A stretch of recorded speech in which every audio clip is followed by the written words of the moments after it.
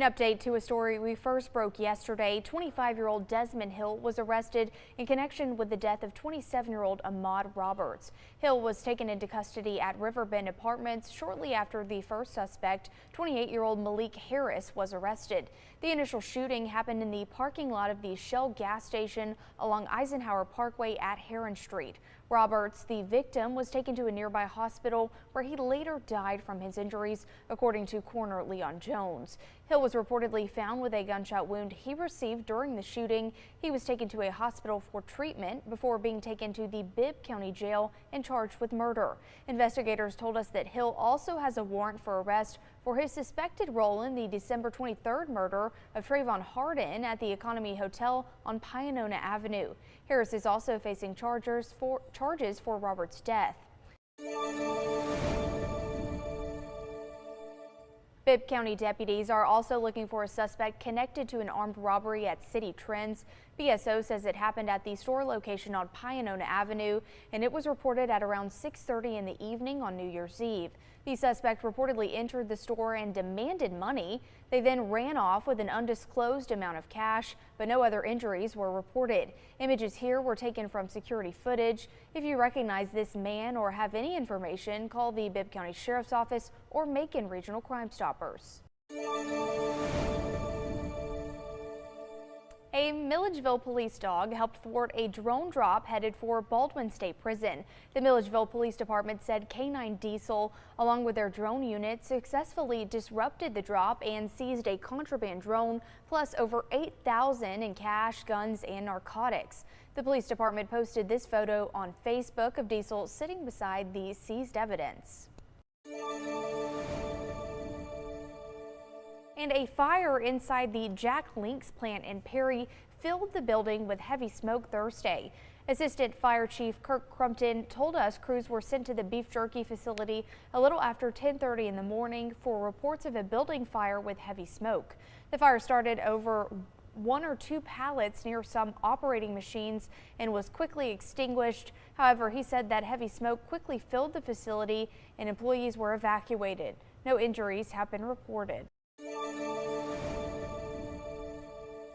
Resistance against a Jones County data center is continuing into 2026. This week, homeowner and activist Alex Lefholtz began sharing emails on Facebook she received from an open records request. My gut feeling is that, similar to what happened all spring, summer, and fall, we may or may not be operating on a timeline that is being driven by a developer. As of Thursday, the messages show representatives from Thomas and Hutton Engineering having initial conversations with county officials last March. That's a full 6 months before the company officially submitted its application. Additional emails reference language and text amendments from June and rezoning timing from July. The county currently has a pause on data center applications expiring later this month. Other homeowners like Kathy Simmons say the emails brought up new concerns about transparency.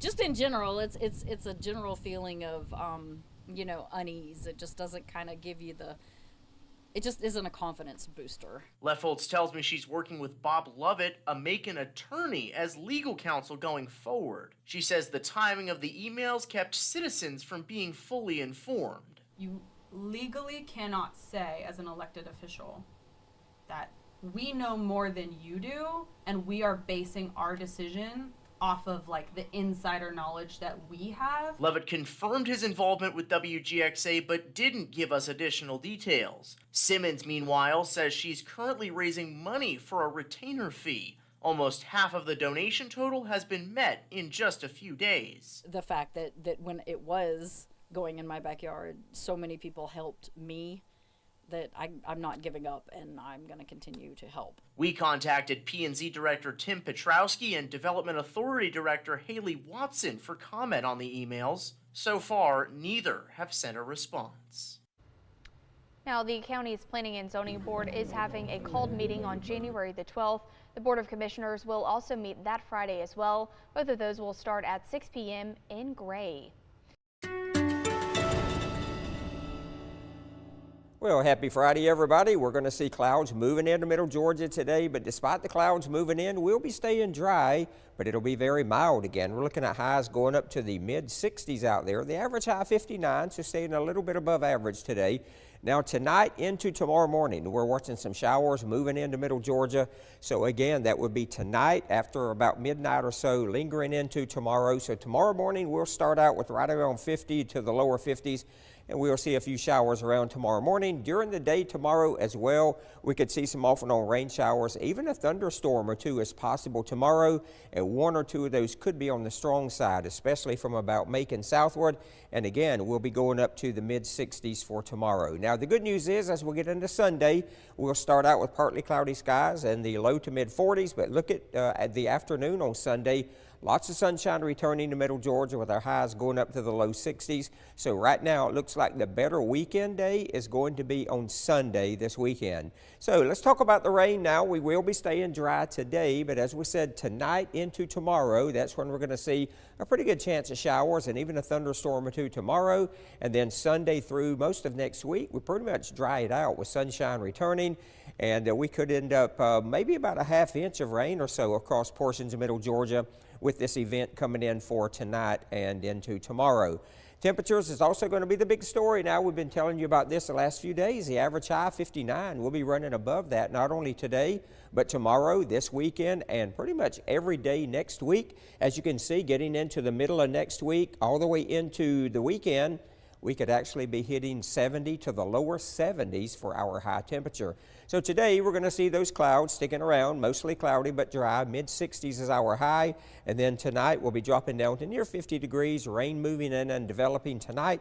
And then looking at our 10-day forecast, you can see tomorrow the rain and showers and maybe a few storms around mid-60s. We dry it out for Sunday, and there's the mild weather continuing into next week with partly cloudy skies each day. Our highs in the 60s, mid to late week, as we said, getting up into the lower 70s.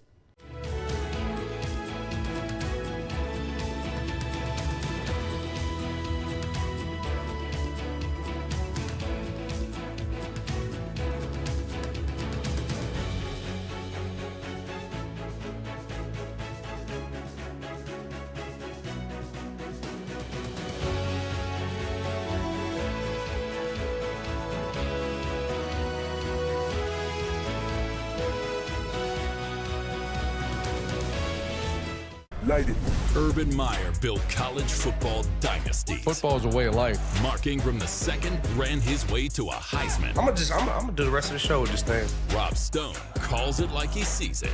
This is the Triple Option, where legends tackle the biggest headlines in college football and the NFL with guests who don't hold back. You're not winning with that owner. Wow. It's football talk that hits harder than game day. The Triple Option presents